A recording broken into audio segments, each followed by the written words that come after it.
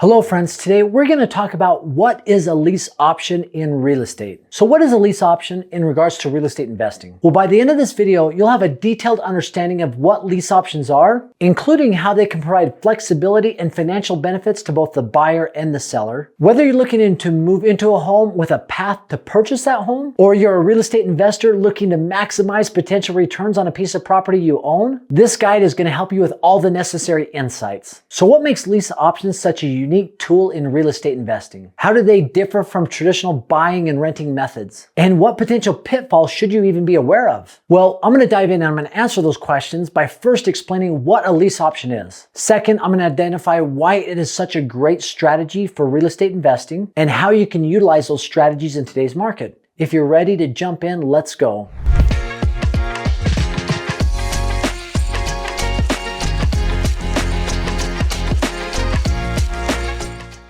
So what is a lease option? Well, here it is broken down in its simplest form. A lease option, if you're the seller, it's the ability for you to sell a home at a certain price at a certain date in time. Now, the opposite is also true. If you're the buyer, it gives you the option to buy a home at a certain price at a certain date in the future.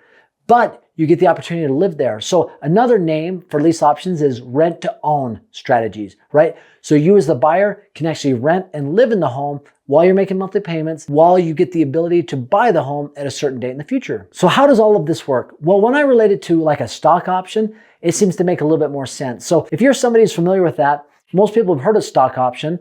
Let's say that you want to buy a stock that's at, say, $40 and you believe it's going to go up, and you want the option to buy that stock at $40, but you don't want to buy it until 6 months down the road, and you believe that it's going to go way up at that point. So you pay some money up front for the option to buy that stock at $40 6 months down the road. And let's say 6 months down the road, the stock's at 50, you execute or exercise that option and you don't get the option money back. That was the right to buy it at that price. You buy it at 40 and you can turn around the next day and you can sell it at $50, right?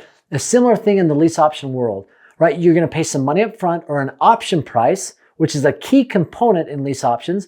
That option price gives you the right to buy that home at a certain price down the road.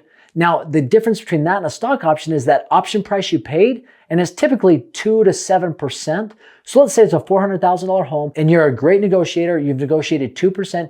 You've paid $8,000 for the right to buy that home 2 years down the road at $400,000. Now, when that time comes, you execute, you get a loan, you pay $400,000 for the home. The cool thing about it though, that $8,000 you paid 24 months prior can be counted towards the down payment of the home. So that's a key component, is the option price you pay. Another key component is the monthly payment, right? So the monthly payment, whether it's a normal rental or a lease option, rent to own, you're going to pay money to rent the home from the seller. But with lease options, you can take a percentage or a portion of that monthly payment and negotiate how much of that will go towards your down payment. So say it's $3,000 to live there and you've negotiated $300 every single month that'll eventually be counted towards your down payment. $300 times 24 is $7,200. So $7,200 is going to be counted towards your down payment, and that was taken out of the rent price that you were paying every single month. So those are some key components in a lease option. Obviously, the term and the purchase price are also key components. So one thing I love about this strategy of lease options or rent to own, there's actually pretty equal benefits to both the buyer and the seller. So let's take them one step at a time. What is the advantage if you're the buyer? Well, number one, it allows you to get into a home that you want to buy and start living there from day one.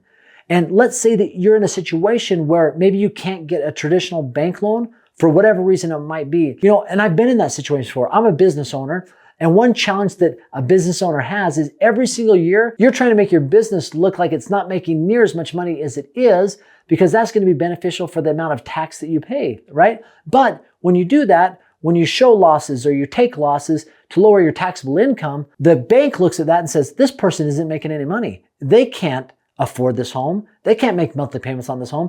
So it's quite the conundrum to be able to buy a home when you're trying not to show any income from your business. And I tried to refinance my home. This is probably about 12 years ago. And so I was in that situation where I couldn't refinance my home until 12 months from now, where I could show some income that was sufficient to show the bank that I could actually afford the home, which I could at the time, but that's just how banking institutions work. So if you're ever in that situation as a buyer in a lease option and you need time to get your financial house in order to show that you can qualify for the loan, being in a rent to own or a lease option is a great strategy. It also allows you to test drive the home, right? Let's say you get into the home, you're living there, you're supposed to buy the home 12 months from now or 24 months from now, and you find some serious issues with the home. Maybe it's foundational issues. Yes, you've paid an option price that you can't get back, but you've maybe ended up avoiding a potential money pit by being in a home that has serious issues. Now, as a seller, there's definitely some advantages as well. As I mentioned, that's why I love lease options. If both people can come into this as a win-win, that's a great strategy. So one option might be for the seller is they can get somebody renting their home that plans to buy it, and this person is paying for all of their mortgage and monthly expenses while they're waiting for that. Plus, an advantage is you get money up front for that option price that you keep no matter what happens. If the buyer doesn't execute, you keep that option price, and the higher you negotiate that option price, the better off you're going to be. And the last advantage is the seller. If it's a slow market, right, and there's not a lot of inventory that's moving, this is a great strategy to pull some people off the sidelines and say, listen, buy this home. You can buy it from me 2 years from now at this price, but go ahead and live there right now. Because we know you want to be in a home, especially a home that you want to live in and own. So take this home. It's a great strategy to be able to pull people off the sideline. So how can you deploy this lease option strategy in today's market? Well, there's a strategy that I love right now, and it's called cash flow flipping. It's a term that I've coined because when I look at it, I say, listen, I'm going to flip this piece of property, but I want it to cash flow while I own it, right? So here's the strategy. Right now, I'm currently looking in the Midwest.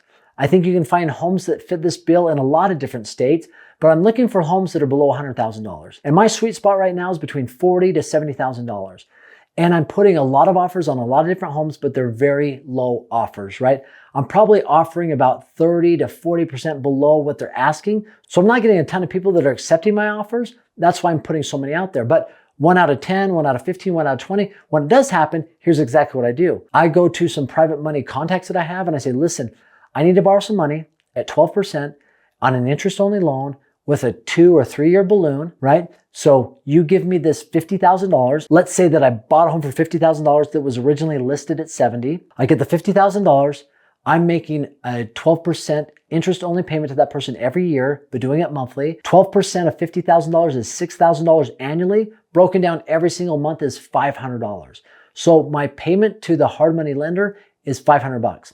But I go and find somebody that says, listen, rather than renting a home, buy this home, rent it right now, and you can close on it in 12 months or 24 months. And chances are your rent and your purchase price of the home, your mortgage is going to be less than a rental. So let's say I go in there and say, listen, I will rent this out to you for $950. Matter of fact, I will count $150 of that every single month towards your down payment, right? And so if it's 24 months, 150 times 12 is $1,800 times 2 is $3,600 that they can count towards the down payment. And 2 years from now, they give me $70,000. They've got a mortgage, but I count off the option price. So let's say it's 2% or say $1,500 just to make the math easy.